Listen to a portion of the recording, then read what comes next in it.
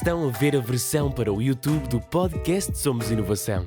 Juntem-se a nós para explorar como a inovação, as novas tecnologias e a criatividade humana podem melhorar as nossas vidas. O futuro chama.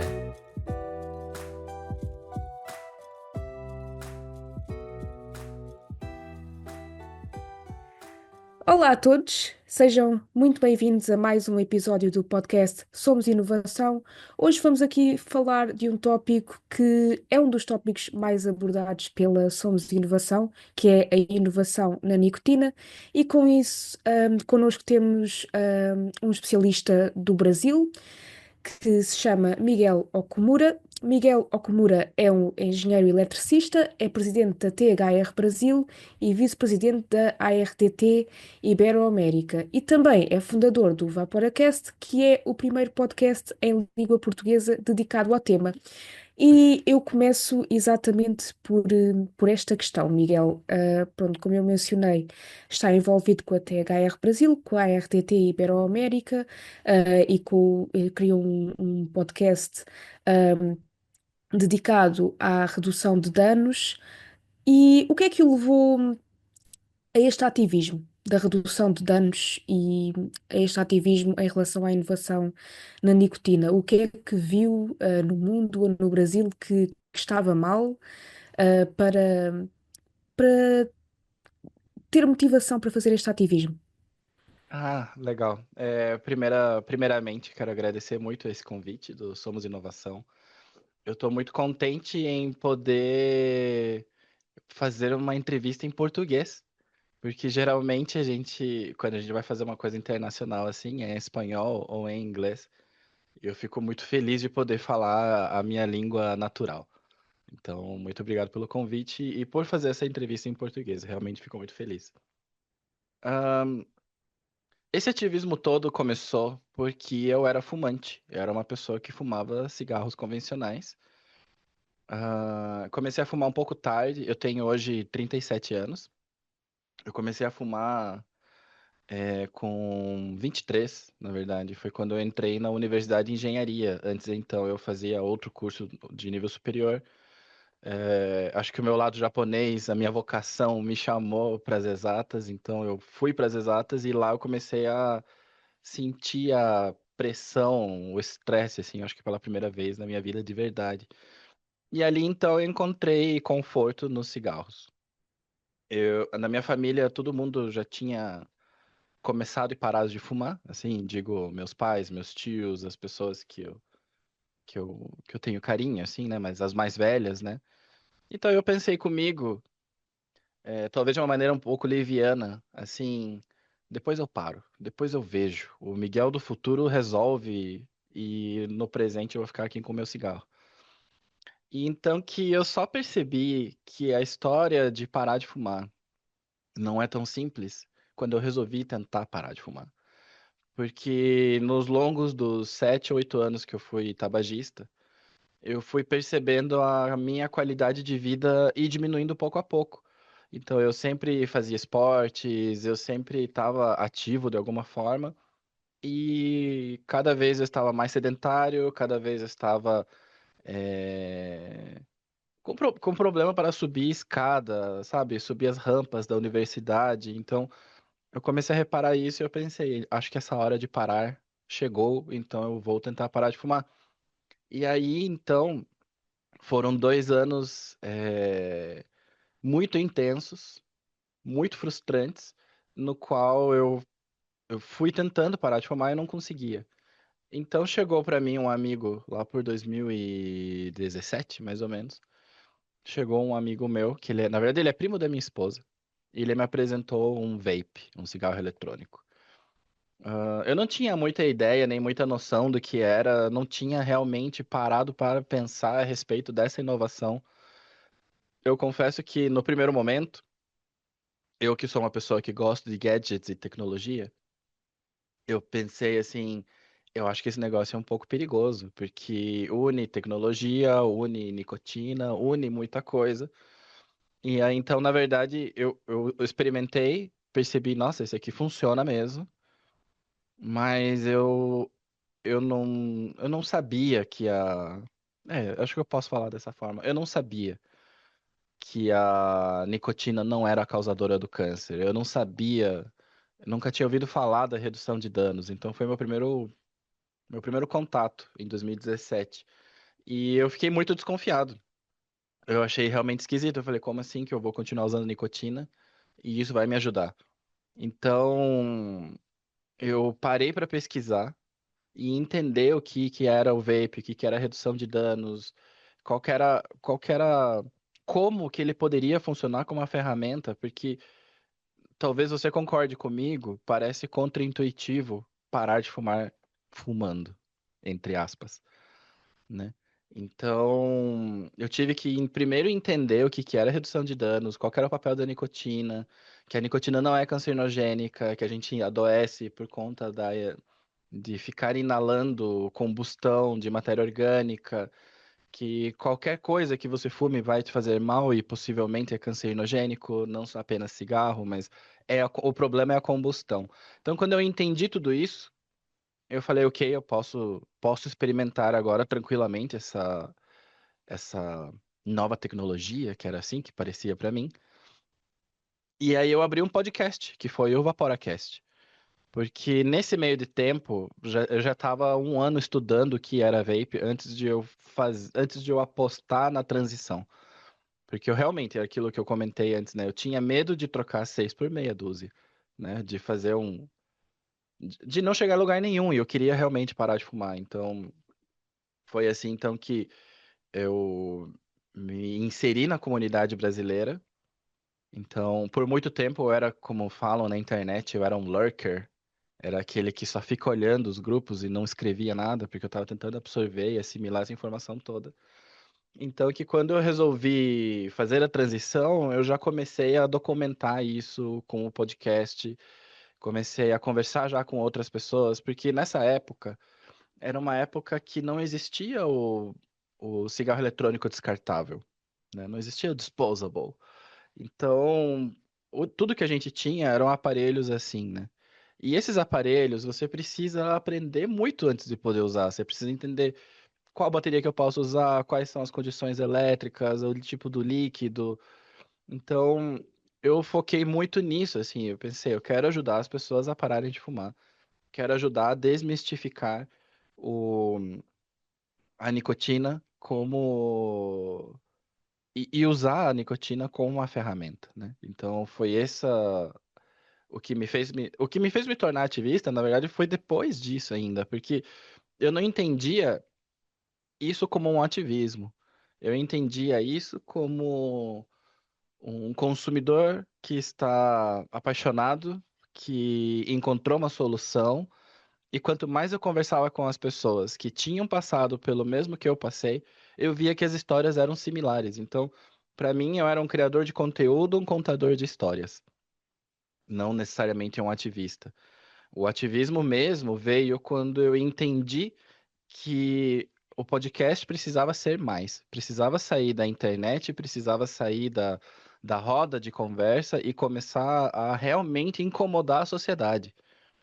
Então foi quando eu entendi que o ativista, isso veio de uma palestra do Ignacio Leiva, do Chile.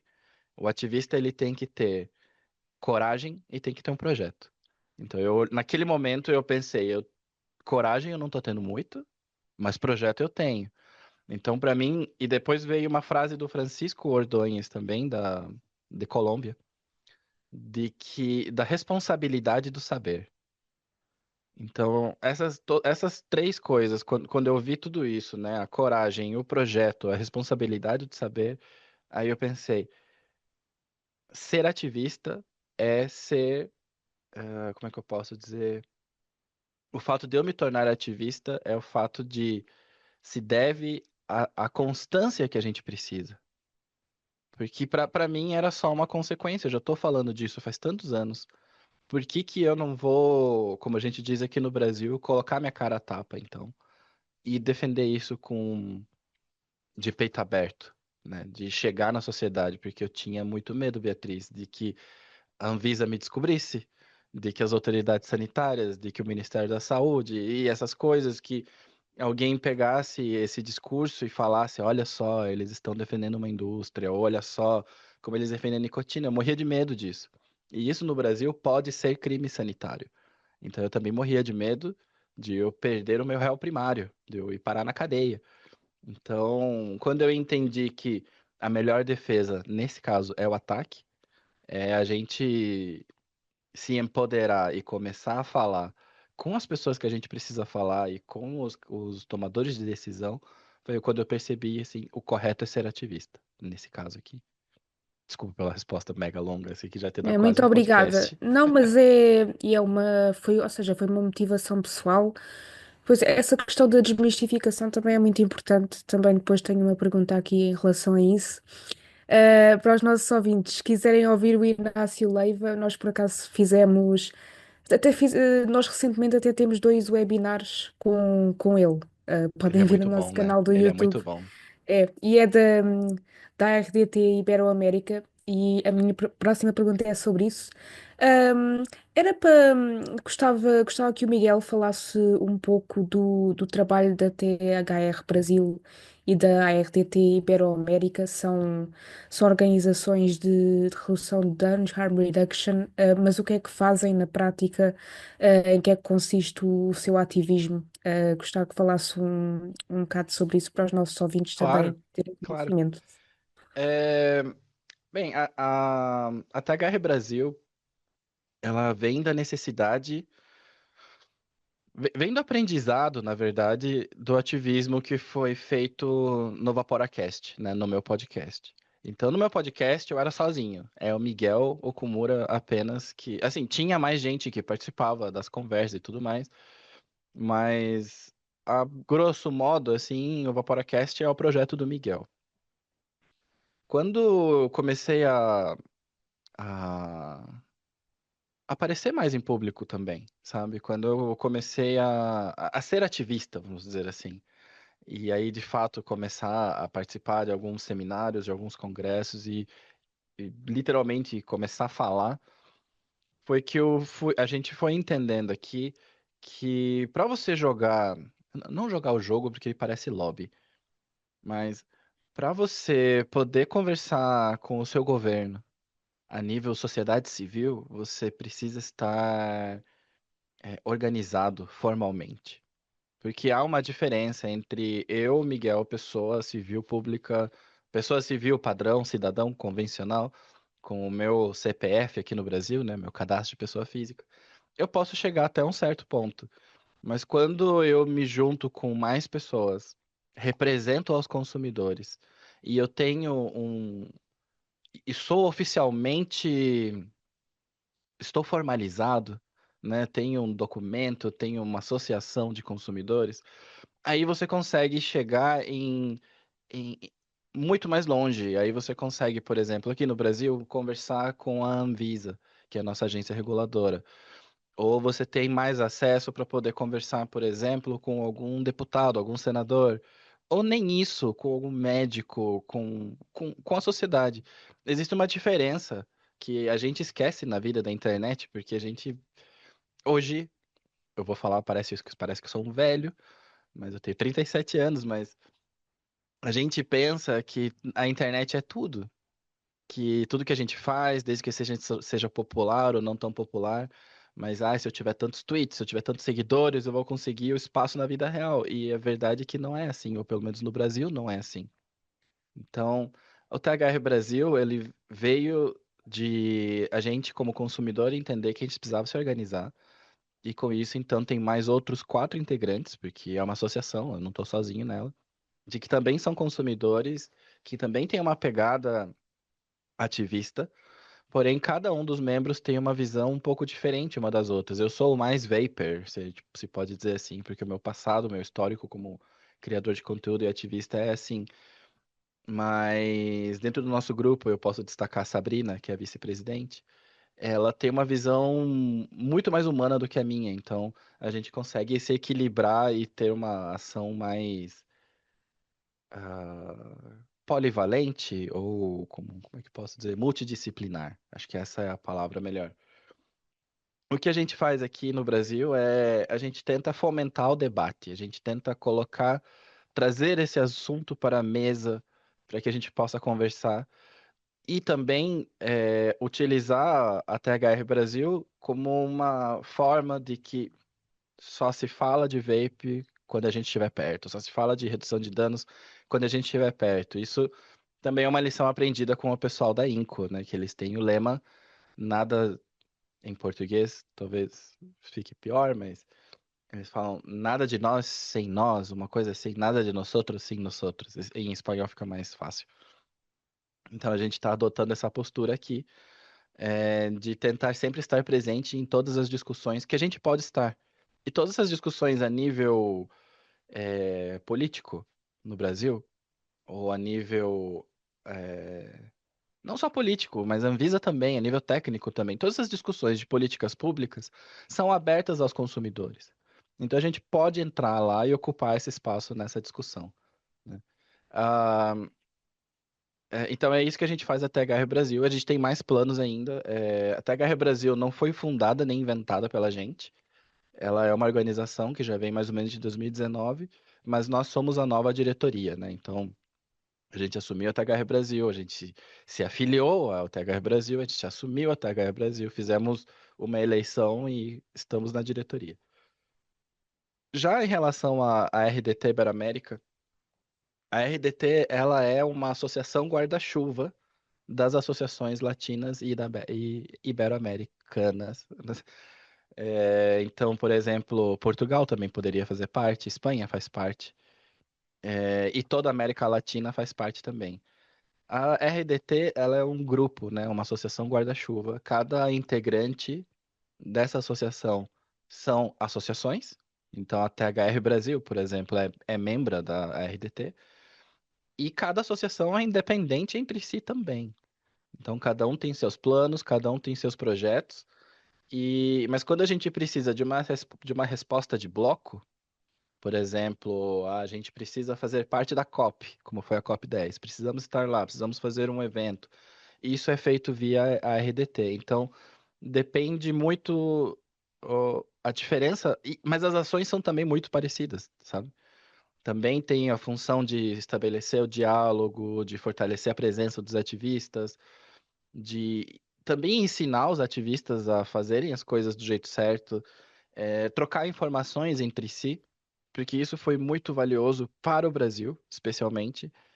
Acho que no bloco latino, quiçá talvez depois do México, o Brasil é quem tem a situação mais complicada. O México tem uma situação muito difícil por ter uma proibição na Constituição e por estarem lidando com isso, a proibição, né, de cigarro eletrônico na Constituição. O Brasil não chega a estar nesse nível de ruim, mas a gente está logo atrás. Então, que o apoio das outras associações latinas, elas é, são muito importantes, porque todos eles já passaram pelo que a gente está passando aqui no Brasil. E todos eles, por exemplo, Chile é um bom exemplo. Chile passou por uma onda de proibição que os consumidores conseguiram reverter. Então, a gente aqui no Brasil, a gente não precisa ficar reinventando nenhuma roda.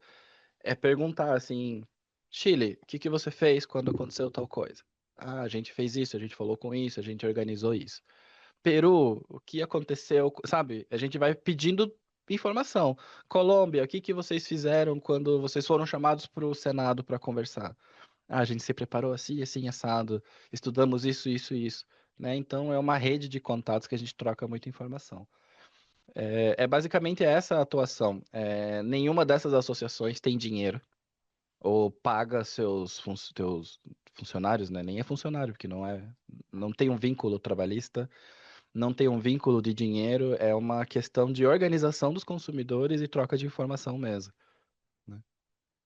Mas é isso. E já agora, por exemplo, para uma organização pertencer à RDT, como é que funciona? É um processo por convite ou pode ser por candidatura? Como é que funciona se uma organização quiser pertencer? Precisa conversar com a gente só. E aí Ah, a ok. gente Então é só. leva. Ok, É, acho que ok. Para o pode. caso de alguma É, eu, organização eu estar a estou faz ouvir, pouco eles tempo. Eu estou faz pouco ficam tempo na informados. THR, na RDT. Ok. Na eleição deste ano, eu me tornei vice-presidente. Estou como vice-presidente, né? Porque é um cargo temporário, né? Tem bastante trabalho para fazer, mas eu te confesso que nesse período de quase 7 meses, a gente ainda não chegou a discutir novos ingressos. Mas eu acredito que é coisa de conversar com a diretoria e de fazer um convite, ou se alguma organização quer fazer parte da RDT, pode mandar uma carta pela associação que a gente analisa, discute, conversa e leva esse assunto para nossa próxima assembleia, né? Mas a gente tem muito interesse, sim, em ter cada vez mais associações, mais países associados, né? Porque é muito importante quando a gente, é aquilo que eu comentei, quando a gente precisa fazer uma resposta em bloco, porque a gente vê que as ações anti-redução de danos são as mesmas no mundo inteiro. Elas são tocadas pelo mesmo grupo financeiro, pelo mesmo grupo político, pela galera do Michael Bloomberg e tudo mais. Perdão se eu estou soltando essas bombas aqui no seu podcast. Então, é que como algumas ameaças são globais, algumas respostas precisam ser globais também. Quando são coisas locais, cada associação, tipo a THR Brasil, a Sovape Chile, Colômbia, cada uma delas se vira com seus assuntos internos.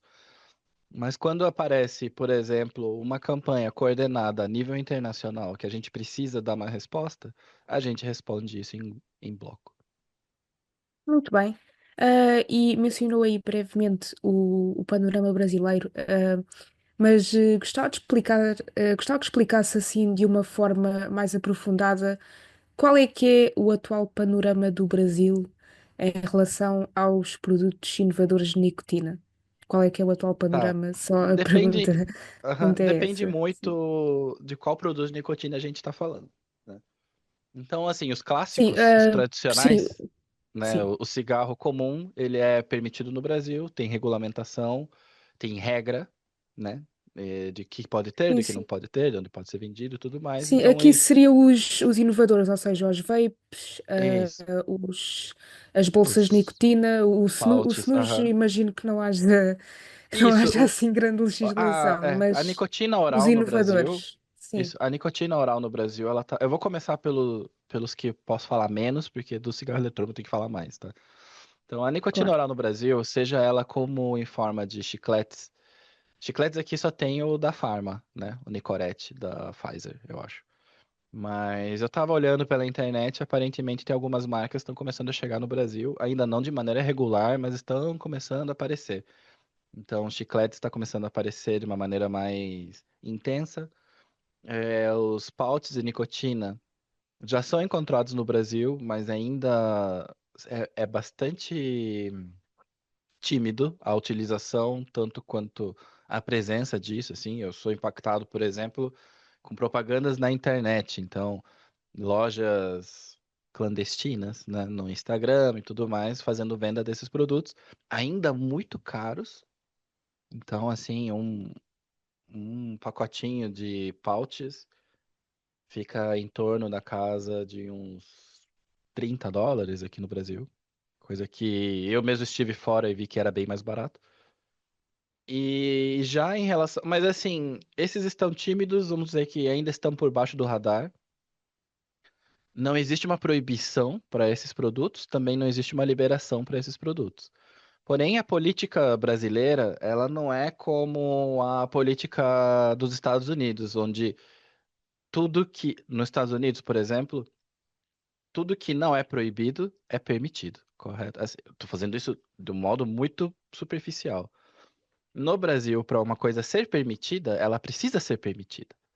Então, a gente tem esses produtos de nicotina oral, assim, né, via oral, que não são via respiratória, eles estão nesse intermeio legal. Eles não têm uma regulamentação, mas eles não têm uma proibição. O que não significa que eles possam ser comercializados. Eles não podem ser comercializados. Então, eles estariam com status clandestino no Brasil. Já em relação aos produtos de nicotina que vão pela via respiratória, e daí nesse caso é o vape, né, o cigarro eletrônico e o tabaco aquecido, esses aqui no Brasil, eles enfrentam muita e muita, muita resistência. Então, Nós fomos um dos primeiros do mundo a proibir o cigarro eletrônico no país. Então, a nossa proibição ela vem de 2009 e ela vem baseada no princípio da... Ai, me esqueci do nome. Princípio da precaução. Ele vem baseado, então, no princípio da precaução, dizendo: olha, não tenho muitas informações a respeito desse produto, não sei exatamente o que que ele pode fazer, por hora a gente vai proibir. Essa, essa primeira proibição, ela veio em 2009, através da Anvisa, que é o nosso FDA, nosso órgão de vigilância sanitária, e foi assinada pelo diretor chamado Dirceu Barbano. E também nesse texto inicial, né, já se proibia então propaganda, a comercialização, a venda, mas não o uso, tá? Não o uso. O uso sempre foi permitido no Brasil.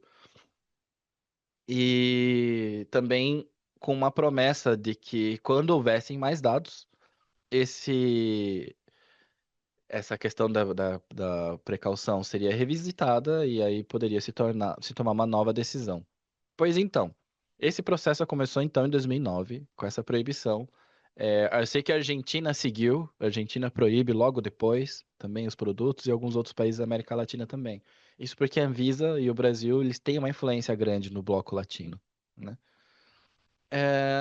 Em 2018, esse processo regulatório voltou a ser aberto, e dessa vez por conta da iniciativa da indústria. Afinal, para você poder, como eu falei, né, para você poder comercializar um produto do Brasil, você precisa ter uma regulamentação. E quem faz essa regulamentação é a Anvisa, mas ela não faz isso de forma proativa. Então, o interessado, no caso, a indústria, tem que entrar com um processo de homologação para que seja estudado. Então, vamos fingir que eu sou a indústria farmacêutica e eu quero trazer um novo remédio para o Brasil. Eu tenho que apresentar os dados de toxicidade, eu tenho que apresentar todos os dados para que a Anvisa analise e regulamente, tá? Então, aqui em 2018, a indústria tabagista começou esse processo de de revisitar esses dados do cigarro eletrônico proibido desde 2009. E aí, então, começou um processo que terminou somente em 2024. Então, foi aberto por vontade da indústria. A Anvisa, que é a nossa FDA, analisou os papéis, vou fazer o resumão, e disse que a ciência que eles apresentaram não era válida, ou não era forte, ou que era corrupta, porque passou pela mão da indústria tabagista. E a gente também, como consumidor, a gente começou a se movimentar nessa consulta pública. Em 2018, não muito, porque a gente era muito desorganizado, a gente nem sabia do que estava acontecendo. Mas como esse processo terminou apenas em 24, a gente conseguiu entrar no debate em 2022 e 2023, né? E basicamente a Anvisa não prestou atenção no que os consumidores disseram e de uma maneira muito única, ela aponta que não há. Isso é a própria conclusão do estudo de impacto regulatório. O nome do relatório chama AIR, né? Análise de Impacto Regulatório. Então, nesse relatório AIR, a Anvisa, então, ela conclui, perdão, de que não é possível fazer uma regulamentação de cigarros eletrônicos, porque são muitos modelos, são muitas variações, então a agência não dá conta. Concluiu também que não tem como as nossas autoridades fazerem um enforcement adequado para uma possível regulamentação. Concluiu também que não há, e cuidado, Beatriz, tu vai cair da cadeira, que não há nenhuma evidência na ciência moderna e atualizada que demonstre que exista redução de danos. Então, o Brasil é negacionista, a Anvisa é negacionista à redução de danos, e as evidências científicas que mostram isso. E então ela conclui: nós não vamos rever essa proibição, vai continuar proibido. Então, que em 2024, em maio, se não me engano, eles publicam a versão final da RDC, que é Resolução da Diretoria Colegiada, número 855, de 2024, onde eles onde a Anvisa ela faz uma atualização dessa proibição e também algumas coisas que deixaram a gente ativistas um pouco preocupados.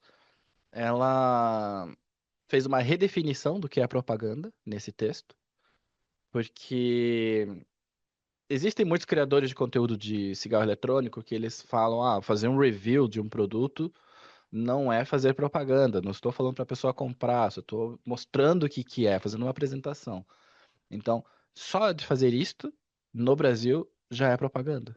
A nossa conversa aqui já é uma propaganda, por mais que a gente não esteja fazendo propaganda. Então, mostrar, falar, debater sobre cigarro eletrônico pode ser propaganda. Foi ampliada a proibição também. Antes não existia uma proibição para a fabricação dos líquidos, agora tem.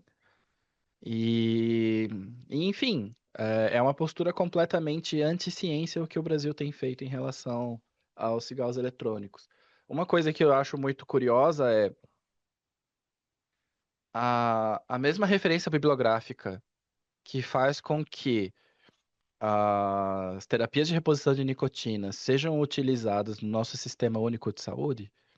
Porque assim, Bia, se você fuma e precisa de ajuda no Brasil, você vai no hospital, aciona o sistema único de saúde e você pode ter terapia de nicotina de graça, né? O Brasil tem um sistema único de saúde que faz com que a saúde seja, que o atendimento à saúde seja gratuito para qualquer brasileiro ou pessoa no Brasil. Não precisa nem ser brasileiro.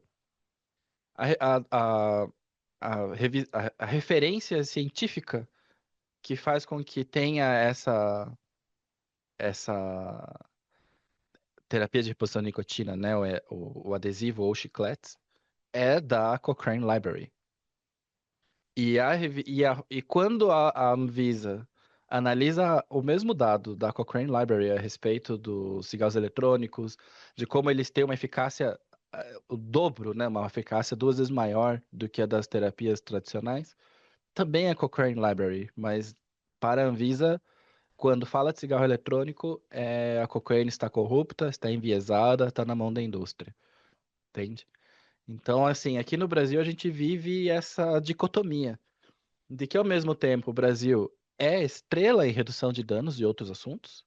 Então, quando a gente fala de mortes no trânsito, quando a gente fala do consumo de álcool, quando a gente fala da HIV, AIDS, né, SIDA, o Brasil é muito, muito para frente em redução de danos, mas quando se fala sobre tabagismo, estamos na Idade Média, a gente inventa informação e também que acho que é muito relevante dizer a Agência de Vigilância Sanitária do Brasil, Anvisa, ela faz parte do conselho chamado ICH, que é o Conselho Internacional de Harmonização de Conselho Internacional de Harmonização Regulatória, Convergência Regulatória, perdão.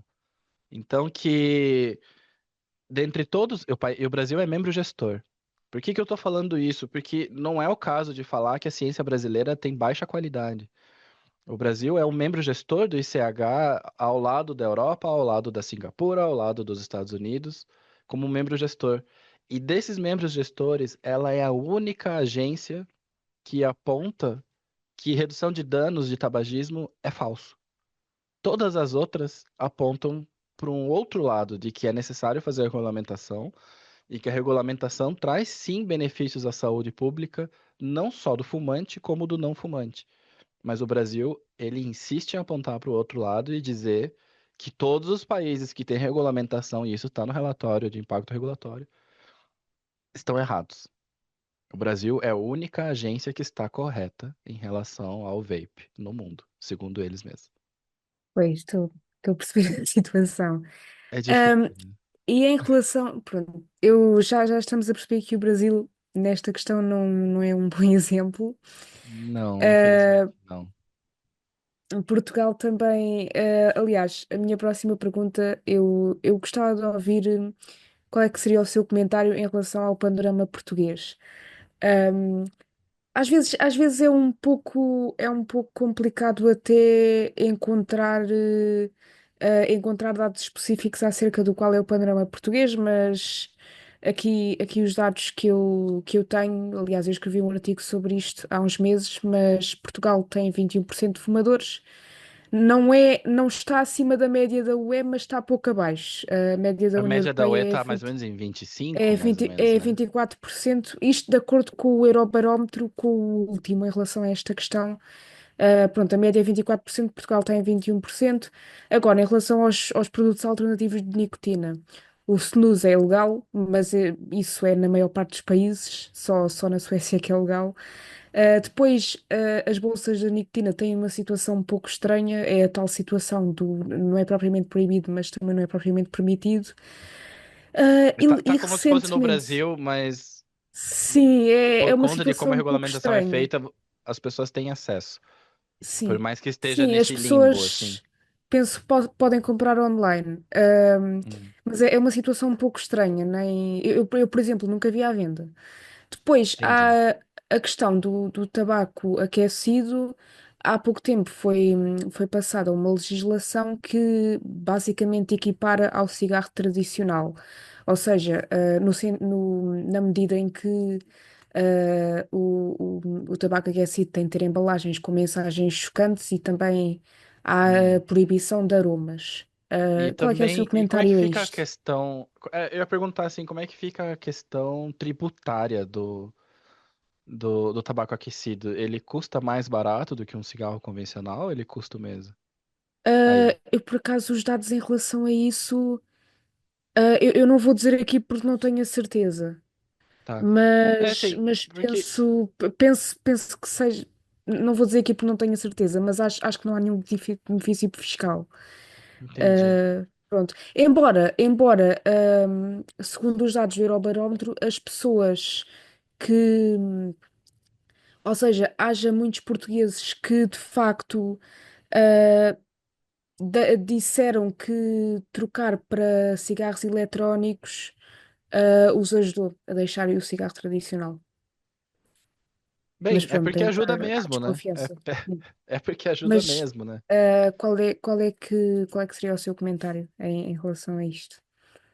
O meu comentário é que eu não acho que os produtos, estes, vamos colocar eles no novo, naquele nome que a galera usa, S&P, que seria, bom, traduzindo, né, já que eu falei tanto que eu queria falar em português, os novos produtos, os produtos mais seguros de nicotina, né, os safer nicotine products, eles precisam ser regulamentados de acordo com o dano que eles trazem, com o risco e com o dano que eles trazem para as pessoas, né? Então, por isso que eu fiz essa pergunta da questão tributária do tabaco aquecido, porque ele precisa ser mais barato do que do que o tabaco tradicional, né?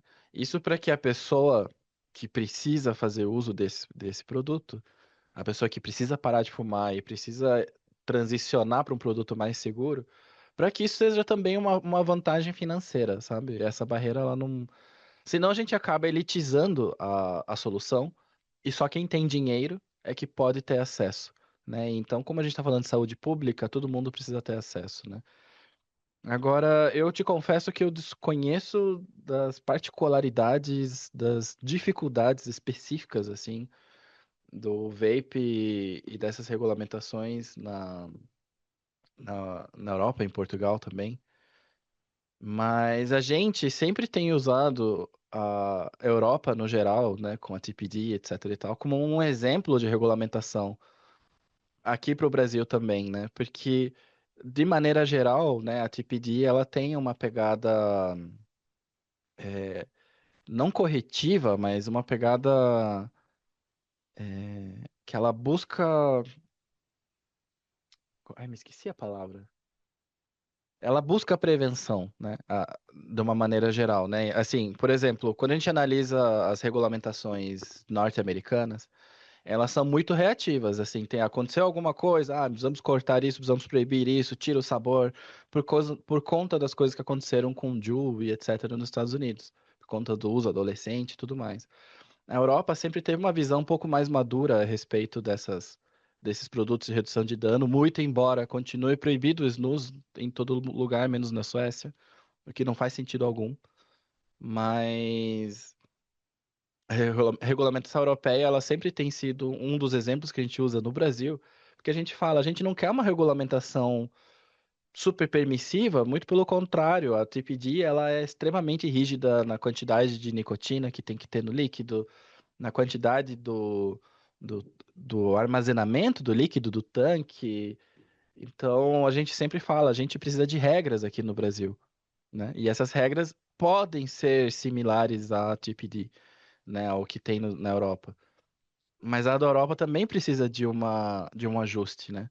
Porque o próprio dado dos 20 miligramas de nicotina, ela também não sai de lugar nenhum. Ela foi um dado quase que aleatório, colocado ali como um limite, mas ela precisa melhorar um pouco.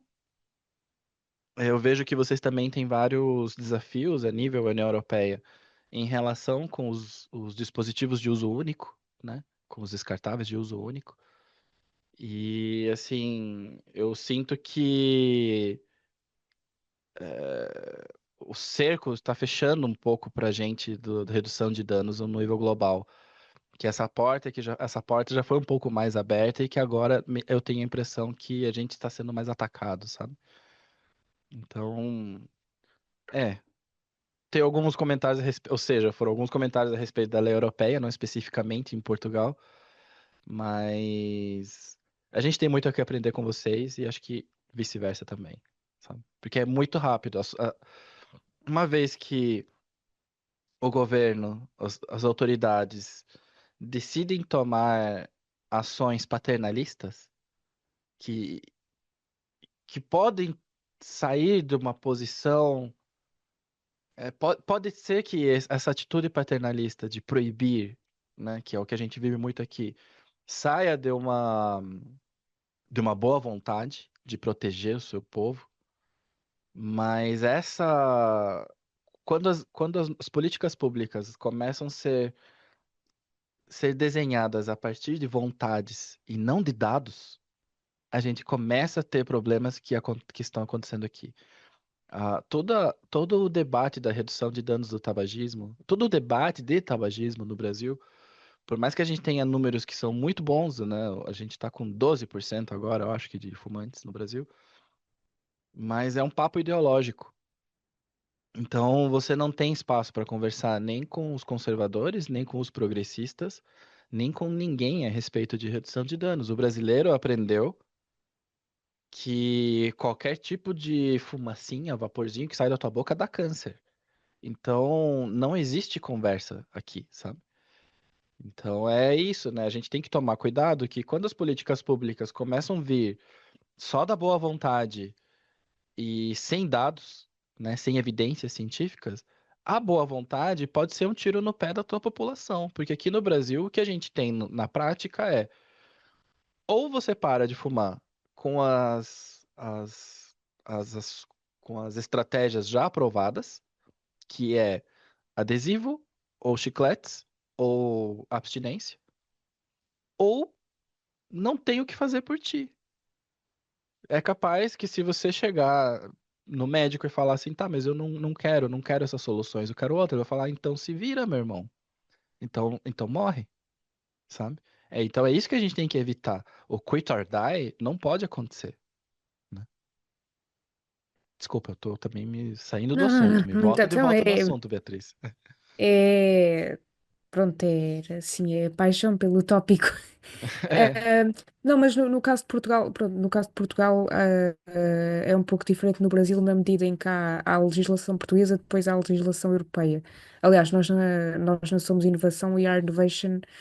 Portugal, por acaso, é um país que nós, neste sentido, não trabalhamos muito, trabalhamos mais a questão europeia, que é aí que. E depois vai a legislação toda para os 27 países. E agora, em uau, termos é de difícil, né? países, eu perguntava-lhe, em termos de bons exemplos, que país é que destaca? Nós aqui na Somos Inovação temos um que destacamos mais do que os outros todos, até fizemos um filme sobre isso, eu depois já digo. Não sei se é desse que vai falar, mas Quer gostava de comentar da ouvir a sua Suécia, no opinião. caso de vocês? Eu acho que, Bom, para não usar a Suécia, no nosso caso, o que nós destacamos mais é a Suécia. Destacamos outros. O que nós gostamos de destacar mais é a Suécia, que até fizemos o tal filme, que há a tal a questão da Tá acessibilidade, que até ótimo, nesse inclusive. filme, É, eu estava no ah, GFN quando vocês sim. ganharam todos os prêmios com esse filme, inclusive. Pois, o filme agora, pois é, o filme agora ganhou os prémios no GFN. E é a questão da acessibilidade, depois é a questão da affordability, que pronto, neste caso a tradução portuguesa é acessibilidade financeira, e a questão da aceitabilidade, que pronto, e depois está tudo disponível, é o snus, é as nicotine pouches, as bolsas de nicotina, é o vaping. Nós depois temos um filme sobre isso, para os nossos ouvintes que quiserem ver, está no nosso canal de YouTube. Vejam que tá muito bom. Sim. Eu tive a oportunidade de assistir esse filme ano passado, que teve uma exibição ainda antes da estreia aqui no Brasil. O Frederico estava aqui num evento Sim, nós da Quitlight fizemos Sweden. É, nós fizemos um evento em Brasília, sim, sim. isso. É, um exemplo que eu gosto, eu não vou falar Suécia para não chover no molhado, porque vocês têm Ok. muito Não, sim, material, se puder falar de né? outro, ainda melhor. Isso. Pronto. Mas Nós é que gostamos é de falar o nisso. caso sueco, de fato, é muito interessante, né? Porque o resultado, né, de políticas de redução de danos lá são visíveis a nível demográfico, né? E quando você compara com os países vizinhos, é quando você nota, tipo, gente, realmente, a Suécia fez uma coisa interessante, fez um experimento interessante, que pode ser seguido pelos outros países. Eu gosto muito do exemplo da Nova Zelândia, porque a Nova Ok. Zelândia entrou nesse tema contrário. Nova Zelândia, quando foi impactada por esses assuntos de cigarro eletrônico, redução de danos e tudo mais, eles tiveram essa postura, assim como o Brasil, uma postura refratária de falar: não, a gente não quer isso aqui no Brasil, a gente não quer isso no nosso país. A gente não sabe o que faz, esse negócio aí, chupar pendrive tá errado, não queremos. Mas quando eles receberam os dados e começaram a estudar e ver que não é bem assim, que a redução de danos é real, que o que a gente precisa é combater a combustão e que a nicotina per se não é a vilã, mas a combustão que é, eles revisaram as suas regulamentações.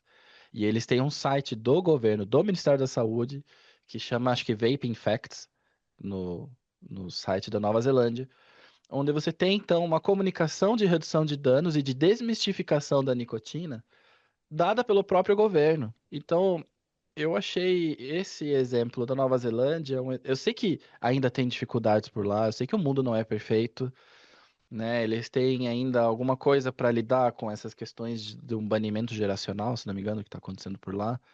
Tipo, pessoas a partir de certa idade não podem consumir nada, mas eu acho que essa postura deles terem começado com uma postura refratária, terem se dispostos a estudar e com isso terem alterado, ou seja, foram humildes e aprenderam que estavam errados e corrigiram e agora levam isso para sua população. Então, eu gosto muito desse exemplo porque é isso que o Brasil precisa fazer. O Brasil precisa ser humilde, né? Os nossos legisladores, nossos tomadores de decisão, a nossa agência de vigilância sanitária, ela precisa descer do Monte Olimpo, que eles se encontram hoje, com os deuses todos. Eles vão descer um pouquinho, conversar com a população, para ver o que a gente precisa. E não voltar a subir mais nesse nível onde eles são os deuses da verdade, sabe? Então, eu gostaria muito de ver de ver o Brasil tendo uma atitude humilde como essa, de aceitar que estava errado, porque acontece, pode acontecer, de aceitar que estava errado e se dispor a mudar. Isso eu gostaria muito que acontecesse aqui. Muito bem, muito obrigada pelo exemplo. Nós também, nós falamos também do exemplo da Nova Zelândia e de facto mostra que é possível de facto qualquer país depois mudar para o caminho certo. Não é pelo Isso, país agora estar mal. Aliás, nós outro exemplo também falamos é a Grécia, que era dos países mais fumadores da União Europeia. E acho que foi desde 2020, se não me engano, nós depois temos os dados certos no relatório, que teve uma queda de 6% na taxa de fumadores, porque adotou de facto uma postura diferente, uma postura de maior abertura. Então, é um exemplo que nós gostamos, sem dúvida alguma. e assim, Portanto, rapidinho. aqui no Brasil, o resultado, ele, por mais que tá tudo bem, 12% parece um número bom, Está parece melhor que muito bom. Portugal.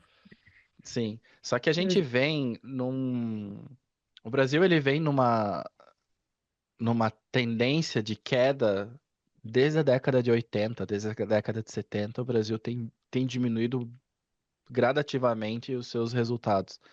Na década de 80, salvo engano, mas na década de 80 chegava a ter quase 45% de fumadores no Brasil, de fumantes, adultos fumantes. E esse número até 2, 3 anos atrás baixou para 9%. Eu não acho que é uma questão do governo estar maquiando algum número, porque a impressão que me dá quando eu vou para a Europa é que todo mundo fuma, e que aqui não muito, sabe? E eu geralmente fico até assustado, tipo, gente, realmente a galera fuma bastante na Europa. É o que me vem na cabeça.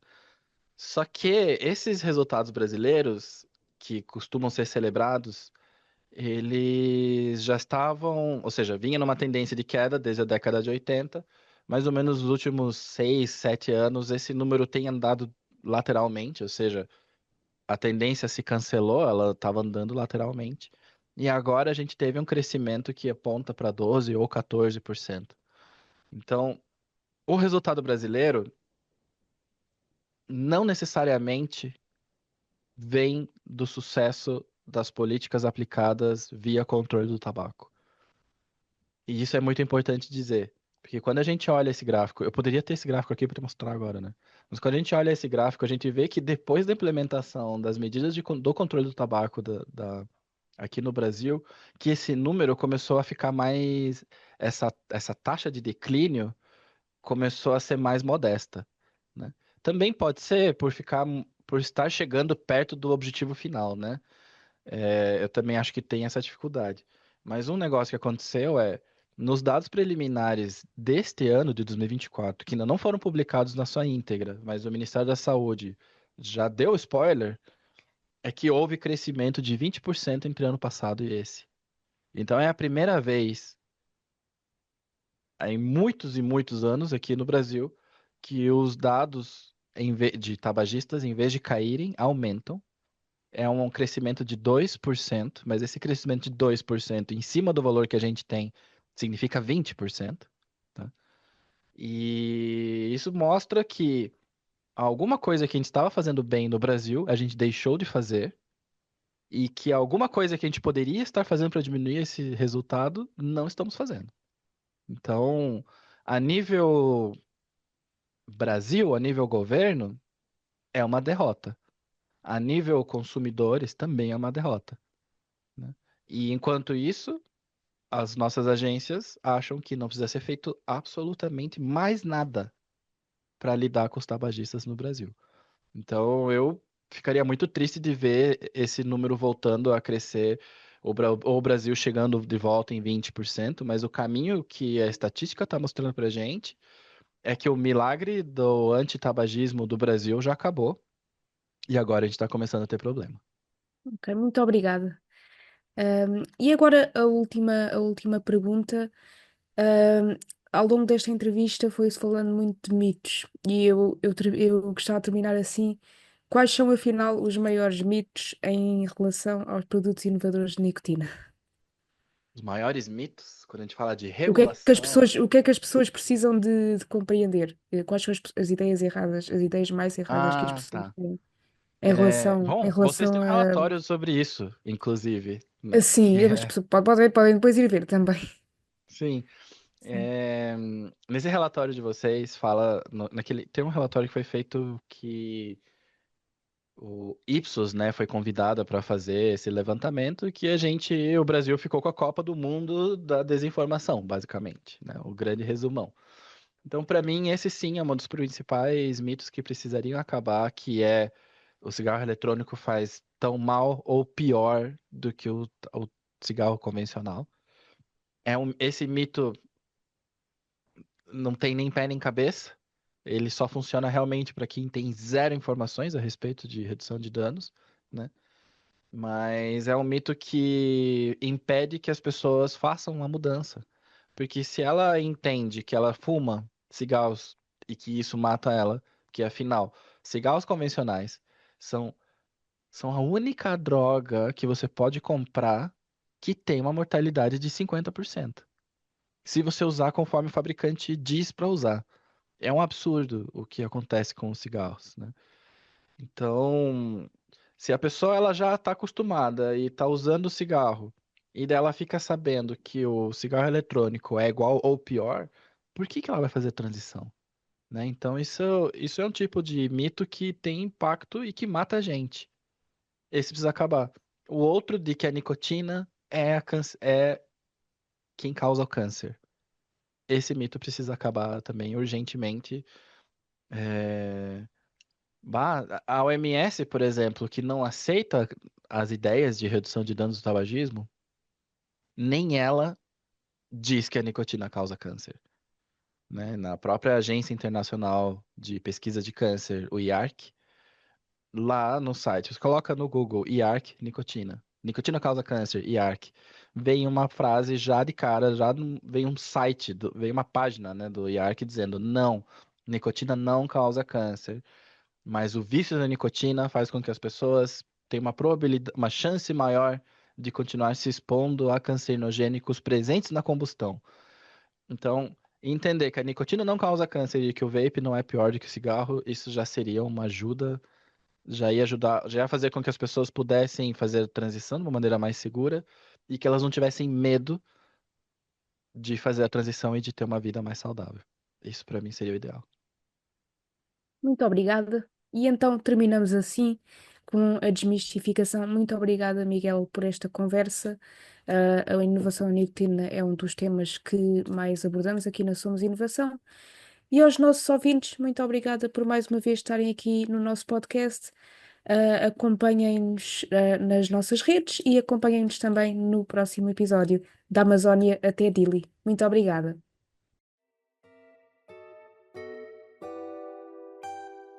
Obrigado por verem este episódio do podcast Somos Inovação. Não se esqueçam de subscrever na vossa plataforma favorita. Para saber mais sobre a Somos Inovação, visitem somosinovação.lat.